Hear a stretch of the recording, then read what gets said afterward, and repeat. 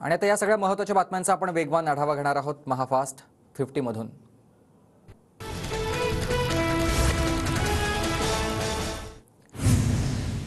अंतरिम अर्थसंकल्पाला राष्ट्रपतींची मंजुरी मिळाल्यानंतर निर्मला सीतारामन संसदेत दाखल। थोड्याच वेळात केंद्रीय मंत्रिमंडळाची बैठक सुरू होणार। आज देशाचा अंतरिम अर्थसंकल्प सादर होणार। अर्थमंत्री निर्मला सीतारामन सकाळी 11 वाजता संसदेत अर्थसंकल्प सादर करणार। मोदी सरकारच्या दुसऱ्या टर्ममधील शेवटचं बजेट सादर होणार। लोकसभा निवडणुकीपूर्वी मोदी सरकार अर्थसंकल्पातून मतदारांना आकर्षित करण्याचा प्रयत्न करणार। अर्थसंकल्पातून सर्वसामान्य जनतेच्या अनेक अपेक्षा। केंद्र सरकार कितपत या अपेक्षा पूर्ण करू शकेल, सर्वसामान्यांना काय मिळेल याकडे सर्वांच्याच नजरा। सर्वसामान्यांना अधिक पैसे उपलब्ध करून देण्याबाबत मनरेगा, ग्रामीण भागासाठी रोजगार हमी योजना किंवा शेतकऱ्यांना देण्यात येणाऱ्या मदतीच्या रकमेत वाढ करण्याची शक्यता। महिला आणि इतर उपेक्षित समुदायांसाठी अर्थसंकल्पातून काही अतिरिक्त घोषणा होण्याची शक्यता। अर्थसंकल्पातून रिअल इस्टेट क्षेत्राला गृहकर्जावरील कर कमी होण्याची अपेक्षा। स्वस्त घरांना चालना मिळण्याची शक्यता। अर्थसंकल्पातून रोजगार संदर्भातील नवीन धोरणं, योजना आणि रोजगाराच्या नवीन संधी उपलब्ध होण्याची शक्यता। यासोबतच महागाईपासून दिलासा, परवडणाऱ्या दरात घरं यासाठी योजना राबवण्याची शक्यता। बेरोजगार आणि मध्यमवर्गीय लोकांच्या नजराही सरकारच्या आत्मनिर्भर भारत योजनेच्या विस्ताराकडे। आजच्या अर्थसंकल्पातून संरक्षण, रेल्वे आणि पायाभूत सुविधा यांसारख्या क्षेत्रात रोजगाराच्या नवीन संधींसाठी घोषणा केल्या जाण्याची शक्यता। आजच्या अर्थसंकल्पातून आरोग्य क्षेत्रातही मोठ्या घोषणा होण्याची शक्यता। देशातील आरोग्य विभागात अनेक नवीन गोष्टी करण्याचा प्रयत्न केला जाणार।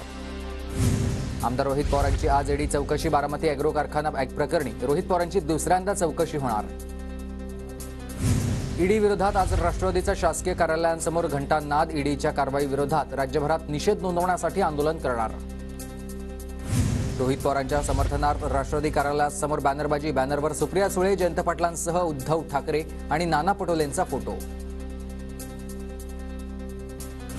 ईडीला हवी असलेली माहिती मिळेपर्यंत रोहित पवारांची चौकशी चालणार। धर्माराव बाबा आत्राम यांचं वक्तव्य। हिम्मत असेल तर मंडल आयोगाला आव्हान द्या। ज्यांना लाख आणि कोटीमधला फरक कळत नाही अशी माणसं आता मंडळ आयोगाला विरोध करणार। भुजबळांचं जरांगेंना खुलं चॅलेंज। मराठा आरक्षणाला दगडफटका झाला तर मंडल आयोगाला चॅलेंज देणार। लवकरच वकिलांसोबत बैठक घेणार। भुजबळांच्या आव्हानानंतर जरांगेंचं उत्तर। छगन भुजबळांच्या राजीनाम्याची गरज नाही, आमचा पक्ष भुजबळांच्या पाठीशी। धर्माराव बाबा आत्रामांचं मोठं वक्तव्य। मराठ्यांना कुणबी प्रमाणपत्र न देण्याबाबत आज ओबीसी संघटनेच्या याचिकेवर हायकोर्टात सुनावणी। 2 महिन्यात दिलेली प्रमाणपत्र स्थगित करण्यासाठी ओबीसी संघटनेची याचिका। अजितदादांच्या बारामतीमधील घराबाहेर आज ओबीसी संघटना आंदोलन करणार। ओबीसी समाजावर अन्याय झाल्याचा आरोप करत सरकारला जाब विचारण्यासाठी ओबीसी संघटना आंदोलन करणार। उद्धव ठाकरेंचा आजपासून 2 दिवस रायगड दौरा। आज आणि उद्या उद्धव ठाकरेंच्या 6 सभा होणार। ठाकरेंच्या स्वागतासाठी रोह्यात चौकाचौकात कमानी आणि भगवे झेंडे। मनसे अध्यक्ष राज ठाकरे आजपासून 3 दिवस नाशिक दौऱ्यावर। दौऱ्यादरम्यान कार्यकर्त्यांना मार्गदर्शन करणार। राष्ट्रवादी शरद पवार गटाचे युवा नेते माजी नगरसेवक पवनराजे राळेभात यांचा भाजपमध्ये प्रवेश। राम शिंदेंच्या उपस्थितीत भाजपात प्रवेश। काँग्रेसी म्हणून जन्मले आणि मरेनही काँग्रेसी म्हणूनच। काँग्रेस आमदार प्रणिती शिंदेंचं कार्यकर्त्यांना आश्वासन। शिंदेगडात प्रवेश केलेल्या माजी नगरसेवकांच्या प्रभागांवर मुंबई महानगरपालिका मेहरबान। 31 नगरसेवकांच्या प्रभागांमध्ये 163 कोटी 29 लाख रुपये आकस्मिक निधी देण्यात आलाय। मराठा आरक्षणाच्या सर्वेक्षणाला नकार देणाऱ्या कुटुंबांचं समुपदेशन। 4.25 लाखांहून अधिक घरातील कुटुंबांकडून सर्वेक्षणाला नकार। सदर घरांचं पुन्हा एकदा सर्वेक्षण होणार। निवडणुकीच्या तोंडावर 17 आयएएस अधिकाऱ्यांच्या बदल्या। संजय यादव मुंबईचे जिल्हाधिकारी तर मुंबई उपनगर जिल्ह्याचे जिल्हाधिकारी म्हणून राजेंद्र क्षीरसागर यांची नियुक्ती।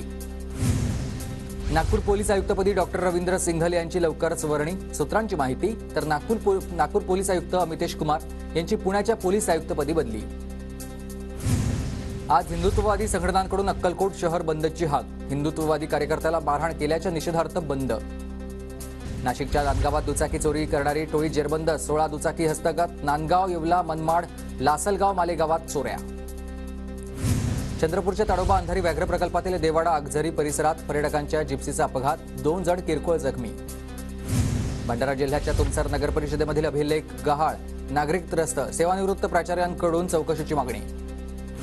नांदेडमध्ये कोथिंबीरीला 1 रुपये दर। संतप्त शेतकऱ्यांना 1.5 एकरवरील कोथिंबीर पिकावर जनावरं सोडली। बुलढाण्याच्या देऊळ घाटामध्ये पाहणी करण्यासाठी गेलेल्या जिल्हाधिकाऱ्यांचा संताप. सुशोभीकरण करण्यापेक्षा स्वच्छतागृह बांधा, ग्रामसेवकांसह कर्मचाऱ्यांना खडसावले. जळगावच्या हितायतनगर या परिसरात गुरांचा चारा आणि शेती साहित्य ठेवलेल्या शेडला भीषण आग. चाऱ्यासह शेती साहित्य जळून खाक.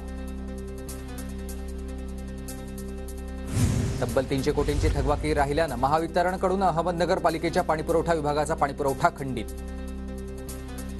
नागपुरात काही ठिकाणी आज पाणीपुरवठा बंद. लक्ष्मीनगर, धरमपेठ, हनुमाननगर परिसरातील अनेक वस्त्यांचा पाणीपुरवठा बंद. नव्या वर्षात मुंबईतील 10,467 घरांची विक्री. घरांच्या विक्रीतून सरकारच्या तिजोरीत 716 कोटी रुपयांचा महसूल जमा. गतवर्षात 63,000पेक्षा अधिक क्षयरोगांची नोंद. शरद मोहोळ हत्या प्रकरणातील आणखी 4 आरोपी अटकेत. आरोपी गणेश मारडेला पोलिसांकडून अटक. आरोपी गणेश मारडेसह इतर 3 आरोपी गजाआड. पुरंदरच्या नाझरे सुपेमध्ये मराठा सर्वेक्षणाला नागरिकांचा चांगला प्रतिसाद. शासकीय अधिकाऱ्यांची माहिती. आणि एक महत्त्वाची बातमी